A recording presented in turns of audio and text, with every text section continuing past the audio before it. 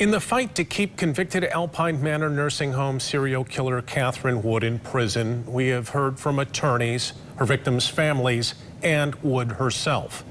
But what about Wood's partner, the woman in prison for life for suffocating 5 patients? Target 8 investigator Ken Kolker has covered this story since it broke in the late 1980s. He spoke to convicted serial killer Gwen Graham about Wood's possible release. He's here now with the story, new tonight at 6. Brian and Sue, we spoke by phone from the Huron Valley Women's Prison in Ypsilanti, where Graham is spending life in prison without parole for suffocating 5 elderly women more than 30 years ago. Hello, is this Gwen? Yes, it is. Oh, hi, Gwen. This is Graham urged the families to keep fighting the state parole board's decision to release Wood from prison. But I'm telling you, she's an evil person. She's an evil person, and whatever they need to do to keep her there, do it. But it's not, she says, because she believes Wood is a serial killer. Graham, who is now 55, still insists that neither of them killed anybody. After all these years, I still don't believe that anybody was murdered. I just don't. No matter what a jury found, and no matter what appellate judges have ruled, Graham and Wood were both nurses' aides at what was then Alpine Manor Nursing Home in Walker in the late 1980s. They were also a couple. I think a lot of the problem that the town had with me was the fact that I was openly gay. They were charged with killing 5 elderly women suffering from Alzheimer's or dementia. Wood cooperated with police, telling them that Graham suffocated the women with washcloths while she was the lookout. She told them they were trying to spell murder with the victim's initials. But Graham insists that Wood concocted the story out of vengeance. She was mad at me because I left her, I cheated on her.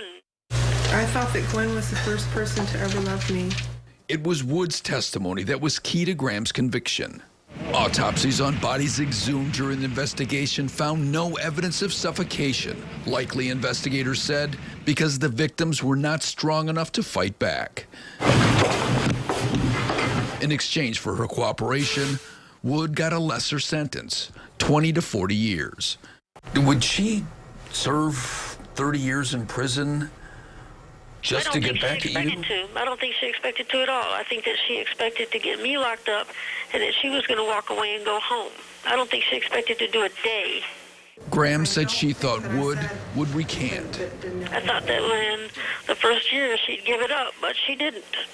Last September, the Michigan Parole Board ordered Wood released on parole. She's already served her minimum sentence. Because she's going to do something again.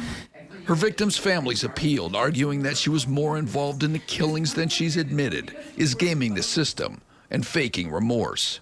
They believe she'll kill again. As for Graham, she says she has one appeal left. That's your sentence, is to die in prison. I mean, that's what your sentence is. Yes, it is. Do you think Kathy Wood should?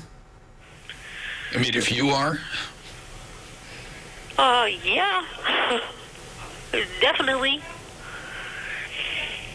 If she's going to take my life, she took my whole life for something that never even happened. So for Graham, at least as her story goes, keeping Wood locked up is really about her own vengeance. She thought it was a game, and she won, and in the end, she'll win. If I die in here and she's walking around free, she'll win. Now, Kent County Circuit Judge has held 2 hearings on the parole board's ruling. He is expected to issue a ruling soon on whether Wood should be released.